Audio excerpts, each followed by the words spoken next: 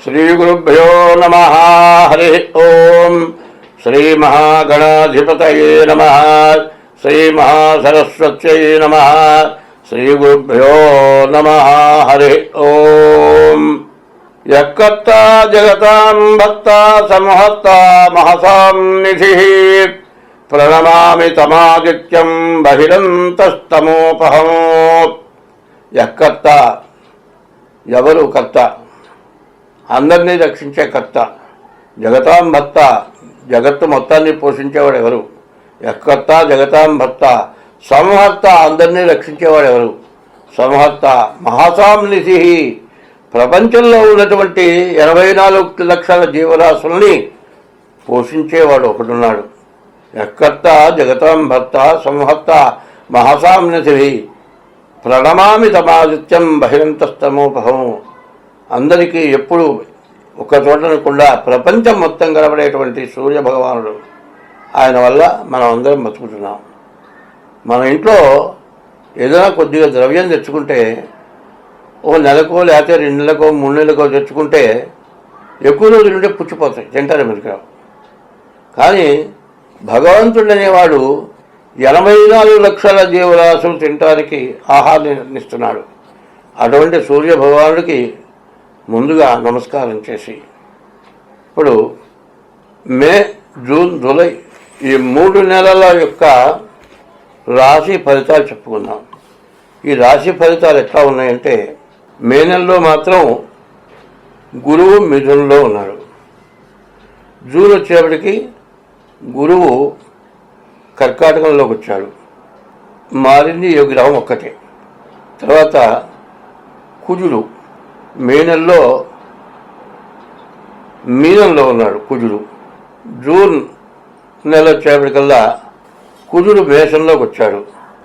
July నెల వచ్చేప్పటికల్లా కుజుడు మళ్ళీ వృషభంలోకి వచ్చాడు. ఈ కుజుడు వల్ల బాగా ఇబ్బందులు మనకు వస్తున్నాయి. ఏ వస్తువు దొరక్క మనం బాగా ఇబ్బంది కష్టం పడే పరిస్థితి రాబోతుంది ఈ 3 నెలల లోపల. మే, జూన్, జూలై అందరం కూడా భగవంతుడిని పూజించాలి. ఎవరి ఇష్టదైవాన్ని వాడు పూజించాలి. ఈ 3 నెలలు కూడా తప్పనిసరిగా ఇష్టదైవాన్ని పూజించాలి. ఈ ఇష్టదైవాన్ని పూజించాలంటే మంత్రాలతో. ఎందుకంటే జన్మనా జాయతే శూద్ర, కర్మణా జాయతే ద్విజ, వేదపాఠంతో విప్రాణం, బ్రహ్మజ్ఞానంతో బ్రాహ్మణ. అటువంటి బ్రాహ్మణ చేత యజ్ఞ యాగాది క్రతువులు చేయాలి. ఈ క్రతువులు జరిగితేనే మన ప్రపంచం మొత్తం సుభిక్షంగా ఉంటుంది. లేకపోతే మనం తినే ఆహారం కూడా కలుషితమైన ఆహారం, మనం తాగే నీళ్లు కలుషితమైన నీళ్లు. దీంతో ప్రపంచం మొత్తం నాశనం అయిపోవటానికి బాగా అవకాశం ఉంది. పాశుపదస్త్రం అన్నారు. ఈ పాశుపదస్త్రం ఎట్లాంటిదంటే, పరమేశ్వరుడు ఇచ్చాడు పాశుపదాస్త్రం, ఎవరికిచ్చాడు? అర్జునుడికి ఇచ్చాడు పాశుపదాస్త్రం. ఈ పాశుపదాస్త్రం అర్జునుడితో పాటు కర్ణుడికి కూడా ఇచ్చాడు.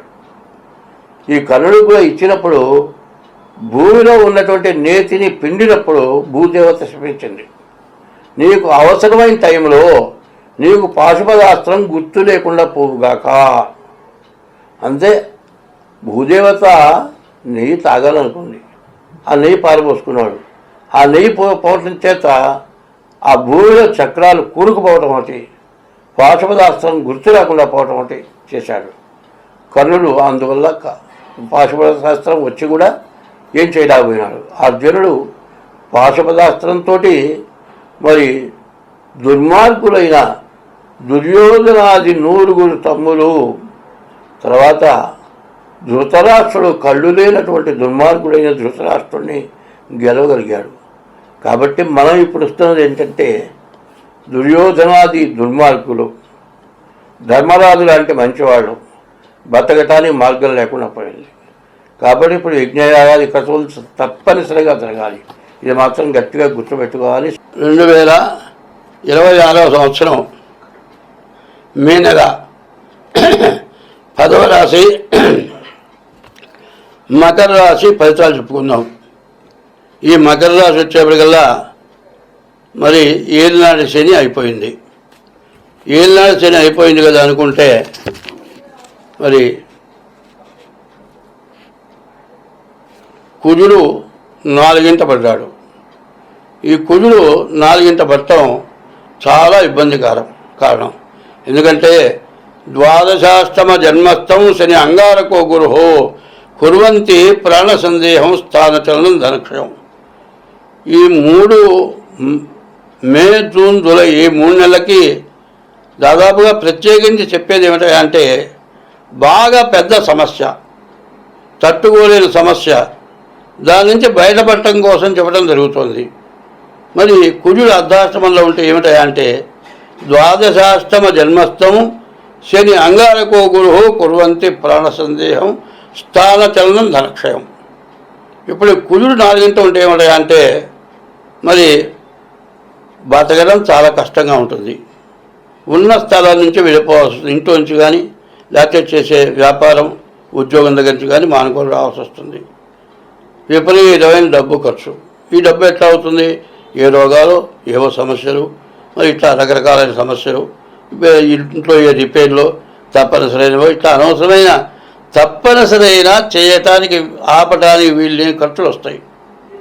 బతకడానికే తినటానికే లేదు. అటువంటి టైంలో మరి ఇంట్లో లెట్రిన్ ఉందండి, అది పాడైపోయింది, అది వాడకపోతే ఇబ్బందిగా అట్లా ఉంటుంది. కాదండి, కరెంటు మీటర్ కాలిపోయింది, మళ్ళీ కొత్త మీటర్ వేసుకోకపోతే ఇంట్లో జరగదుగా, తినడానికి ఇబ్బందిగా ఉంది, మరి మీటర్ వేసుకోకుండా మానుకోగలుగుతామా? తప్పదు. ఇంట్లో వాళ్ళకి ఏదైనా అనవసరమైన వ్యాధి వచ్చింది, తప్పనిసరిగా రోగం నయం చేయించుకోవాలా వద్దా? మెదలకుండా డాక్టర్ దగ్గరికి పోకుండా ఉందామా? తిండికి లేదు కదా, తిండి జరగట్లేదు కదా అనుకుంటే మరి డాక్టర్ దగ్గరికి పోకుండా తప్పదు కదా. ఇట్లా రావాల్సి వచ్చినప్పుడు ఏమవుతుంది? మనకు రావాల్సిన డబ్బులు మనకు రావు, బయట అప్పు చేయాల్సి వస్తుంది. అప్పు అధిక వడ్డీలు పెట్టి తీసుకురావాలి, టైంకు ముందుగా ఇవ్వాలి, ఇవ్వకపోతే గొడవలు, మరి ఎక్కువ వడ్డీలు పడతాయి, ఇట్లా సమస్యలుగా ఉంటాయి. ఇటువంటి పరిస్థితి మీకు కావాలా తప్పించుకోవాలా అనే దానికోసం నేను చెప్తున్నాను. ఇట్లాంటి దాని నుంచి మీరు తప్పించుకోవాలంటే ఇది గోచారం 25 వంతులే జరుగుతుంది. మరి 75 వంతులు జన్మ లగ్నాన్ని బట్టి జరుగుతుంది. మరి ఈ రాశికి ఎట్లా ఉంది పరిస్థితి? మకర రాశి వచ్చేప్పటికల్లా శ్రవణ ధనిష్టార్థం మకరం. ఈ మకర రాశి వాళ్ళ పరిస్థితి పూర్తిగా ఇబ్బందికరంగా ఉంది. కాబట్టి ఈ రాశి వాళ్ళు ముందుగా డేట్ ఆఫ్ బర్త్ ద్వారా జాతకం చూపించుకోండి. దానికి ఏ గ్రహాల వల్ల మీకు ఇబ్బంది వస్తుందో పూర్తిగా చూసుకోవాలి. ఎందుకంటే ఇప్పుడు చెబుతుంది 25 వంతులే, మిగతా 75 వంతులు మీ జాతకం తెలియాలంటే ఈ సంవత్సరంలో మీ డేట్ ఆఫ్ బర్త్ ద్వారా మీ జాతకం చూసుకుంటే మరి క్రిటికల్ బాగా ఇబ్బందికరంగా ఉండేటువంటి దాని గురించి చూసుకొని దానికి ఎట్లా ఏ శాంతి చేసుకుంటే మీకు బాగుంటుందో అది మాత్రం పూర్తిగా పోగొట్టుకోవటానికి చాలా అవసరం ఉంది. కాబట్టి జాగ్రత్త పడవలసిందిగా చెబుతూ ఉన్నాను. పరాభవనామ సంవత్సరం 2026వ తారీఖు జూన్ నెల. మరి మకర రాశి చెప్పుకుందాం. ఈ మకర రాశికి వచ్చేప్పటికల్లా ఈ జూన్ నెల వచ్చేప్పటికి కుజుడు బాగున్నాడు. మళ్ళీ కుజుడు 5ంటికి వచ్చాడు, కుజుడు బాగున్నాడు. మరి అష్టమంలో కేతువు పడ్డాడు, రాహుకేతువుల మధ్యలో గ్రహాలు పడ్డాయి. దానివల్ల మళ్ళీ సమస్యలు, మరి ఈ కేతువు రాహు వల్ల బాగా ఇబ్బందులు. ఇదే మకర రాశి వాళ్ళకి మరి జూన్ నెల వచ్చేప్పటికల్లా మే నెల కంటే జూన్ నెలలో రాహుకేతువుల మధ్య సమస్యలు, రాహుకేతువుల మధ్యలో గ్రహాలు పట్టడం చేత కాలసర్పదోషం. ఈ కాలసర్పదోషం వల్ల మీకు చాలా ఇబ్బందులు రావడానికి అవకాశం ఉంది. ఇట్లాంటిది రావటం కోసమని ఇవి రాకుండా ఉండాలి. ఇటువంటి వచ్చిన తర్వాత మనం ఏం చేయలేము. రాకమునిపై మనం జాగ్రత్త పడితే ఈ సంవత్సరానికి డేట్ ఆఫ్ బర్త్ ద్వారా జాతకం చూపించుకుంటే మీ దోషాలు ఏమిటో తెలుసుకుంటే ఆ నివారణకి ఏం చేయాలి అనేది తెలిసి చేసుకుంటే మీరు ఇబ్బంది లేకుండా బాగుపడటం కోసం చెప్పడం జరుగుతుంది. రాహుకేతువుల మధ్యలో సూర్యుడు కానీ చంద్రుడు కానీ పడితే అది గ్రహణం అంటారు. గ్రహణానికి సూర్య చంద్రుడే తప్పించుకోలేకపోతే మనం మానవులు ఎంతటి వాళ్ళం, మనం తప్పించుకోవడం చాలా కష్టం. కాబట్టి ఈ మకర రాశి వాళ్ళు తప్పనిసరిగా మీ డేట్ ఆఫ్ బర్త్ ద్వారా మరి ఈ 2026 జూన్ నెల చాలా కష్టమైంది. మే నెల కష్టమైంది, జూన్ నెల కూడా కష్టంగానే ఉంటుంది. కాబట్టి ఎంత జాగ్రత్త పడితే అంత మంచిది. స్వస్తి.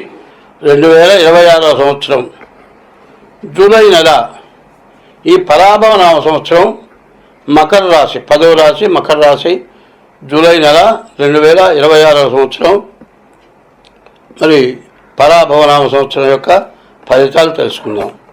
మరి ఈ జూలై నెలలో ఈ మకర రాశికి ఎట్లా ఉందంటే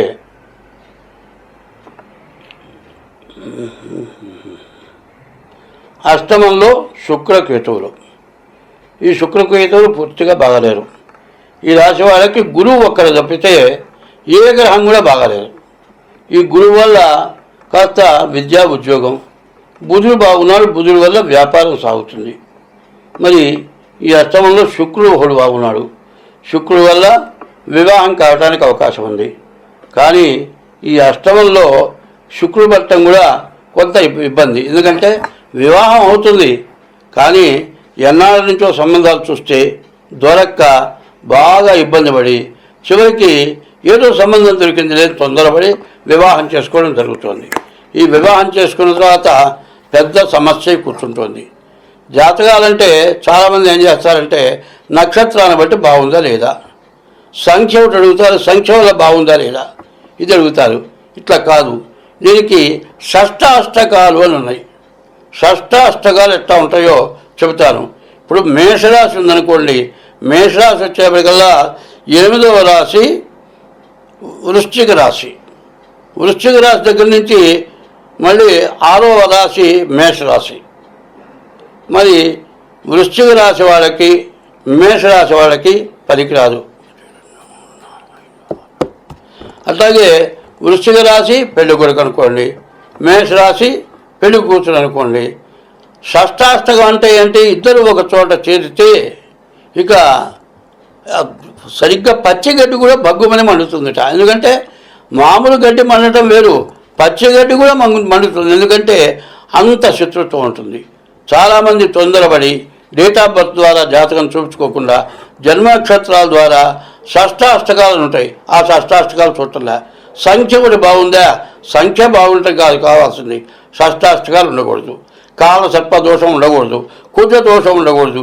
ఇట్లాంటివి పెట్టుకొని వివాహాలు చేసుకొని వివాహం చేసుకుంటే అది బాగుందయా. ఇప్పుడు నేను చెబుతూ ఉన్నా, జూలై నెల మకర రాశి వాళ్ళకి వివాహం కావడానికి అవకాశం ఉంది. కానీ వివాహం ఎట్లా అవుతుంది, ఇవాళ వివాహం అయితే మర్నాడే గొడవ ప్రారంభం, కోర్టుకు ఎక్కడం, కేసులు పెట్టుకోవడం, గందరగోళాలు అవుతున్నాయి. ఎందుకు ఇట్లా జరుగుతుంది అంటే సరిగ్గా ఎక్కడ పడితే అక్కడ కాదు, కాస్త తెలిసిన వాళ్ళ కూడా వాళ్ళ దగ్గర జాగ్రత్తగా చూసుకోవాలి. చాలామంది ఏం చేస్తున్నారు, వాళ్ళ జాతకం బాగుండకపోతే ఏమంటే ఆడపిల్లకి బాగుండకపోతే మా అమ్మాయి డేట్ ఆఫ్ బర్త్ తెలియదు, మగపిల్లకి బాగుండకపోతే మా అబ్బాయి డేట్ ఆఫ్ బర్త్ తెలియదు అన్న తర్వాత మీరు చేసుకుంటే మాత్రం ఇబ్బంది పడతారు. ఇట్లాంటి సమస్యలు ఎక్కువగా ఉన్నాయి. కాదండి, అట్లా డేట్ ఆఫ్ బర్త్ లేనప్పుడు హస్త సాముద్రిక ద్వారానైనా సరే జాతకాలు చూసుకోవాలి. హస్త సాముద్రిక ద్వారానైనా సరే జాతకాలు కలిస్తేనే పెళ్లి చేసుకోవాలి. ఇప్పుడు వస్తున్నదిగా ఏమవుతుందంటే వివాహ వ్యవస్థ దగ్గరే పెద్ద సమస్య కూర్చుంటుంది. వివాహం చేసుకున్న దాకా ఒక గొప్ప కష్టం. వివాహం అవుతుందే కాదా, ఈ జీవితంలో వివాహం చేసుకోగలవా లేదా, మగవాడి పరిస్థితి ఆ విధంగా ఉంది. ఇంత కష్టపడి వివాహం తొందరపడి చేసుకుంటే చేసుకున్న దానికంటే చేసుకున్న తర్వాత పెద్ద ఇబ్బంది. తల్లిదండ్రులు కూడా పోలీస్ స్టేషన్ పడి తన్నులు తిని గందరగోళమై కోర్టు పోయి డైవర్స్ రాక సమస్యలు ఎక్కువైపోయి ఇబ్బంది పడుతున్నారు. కాబట్టి ఈ రాశి వాళ్ళకి వివాహం జరగడానికి అవకాశం ఉంది. కానీ ఈ వివాహం జరిగేటప్పుడు మీ జాతకాలు పరిపూర్ణంగా తెలుసుకొని జాతకం చూసుకోండి. ఈ సంవత్సరం చెప్పాలంటే అన్ని రాశులకి కూడా కాలసర్పదోషం ఎక్కువగా కనబడుతోంది. రాహుకేతుల మధ్యలో గ్రహాలన్నీ పడ్డాయి. దానివల్ల వివాహ వ్యవస్థలో ఎక్కువగా సమస్యలు వచ్చే లక్షణాలు బాగా కనబడుతున్నాయి. కాబట్టి ఇప్పుడు ఈ మకర రాశి మే నెల, జూన్ నెల, జూలై నెల ఈ 3 నెలలు చెప్పుకుందాం. వివాహ వ్యవస్థలో సమస్యలు ఎక్కువగా రావడానికి బాగా అవకాశాలు ఎక్కువగా ఉన్నాయి. కాబట్టి ఈ మకర రాశి వాళ్ళు ఎంతైనా జాగ్రత్త పడండి. అదే కాదండి, ఇప్పుడు మా దగ్గరికి చాలామంది వస్తూ ఉంటారు. ఎట్లా అంటే వివాహం కాలేదని వచ్చేవాళ్ళు కొంతమంది ఉంటారు. వివాహం అయిన తర్వాత భార్యాభర్తలకి అనుకూలత లేక సమస్యలు వచ్చి విడబడిపోయి మరి ఏం చేద్దాం అనేది ముందు ఆలోచించకుండా సరాసరి వెళ్ళిపోయి పోలీస్ కేసు పెట్టడం, లేకపోతే ప్లేడర్ నోటీస్ ఇవ్వడం, మరి కేసునేమో మరి ఎఫ్ఐఆర్కి ఎక్కించడమో చేస్తారు. అది మళ్ళీ తిరిగి రావాలంటే మన చేతిలో ఉండదు, రాజీ పడాలంటే చేతిలో ఉండదు. ఇది విడాకుల దాకా పోయే పరిస్థితి వస్తుంది. కాబట్టి కాదండి, మేమిద్దరం రాజీ పడతాం, పెడితే పెట్టాం, కేసు వదులుకుంటాం అంటే పోలీసులు వదలరు. మరి మీకు ఎంతసేపు నోటీసులు వస్తూనే ఉంటాయి, మీరు ఇబ్బందులు పడుతూ ఉంటారు. మీరేం చేయాలి? ముందుగా భార్యాభర్తల విషయంలో పోలీస్ కేసు కానీ, ప్లేడర్ నోటీసులు కానీ, కేసు ఎఫ్ఐఆర్కి ఎక్కించే పరిస్థితులు కానీ రాకుండా చూసుకోవాల్సిన అవసరం ఉంది. కారణం ఏంటంటే, ఒక్కసారి మానవుడికి, ఆడమనిషికి కానీ మగవాడికి కానీ ఒక్కసారే వివాహం. రెండో వివాహం కాదు. రెండో వివాహం కింద లెక్క లేదు. ఎందుకంటే పెద్దవాళ్ళు ఏం చేశారంటే రెండో వివాహం చేసుకుంటానికి మార్గం చూపించారు. కారణం ఏంటంటే, వీళ్ళు ఏదైనా తప్పుడు నడత నడిస్తే మరి రికాల్స్గా బ్రహ్మచర్యంగా ఉండకపోతే మరి కులానికి చేటు వస్తుంది అనే ఉద్దేశం చేత రెండో వివాహం పెట్టారు. కాబట్టి రెండో వివాహం చేసుకోవటమైనా కూడా చాలా జాగ్రత్తగా చేసుకోవాలి. రెండో వివాహం చేసుకోవద్దు అంటలేదు, మొదట వివాహం చేసుకునేటప్పుడే రెండో వివాహ వ్యవస్థ లేకుండా చేసుకోవడం చాలా మంచిది. అట్లా చేసుకునేటట్టయితేనే మీరు నిలబడగలుగుతారు. స్వస్తి.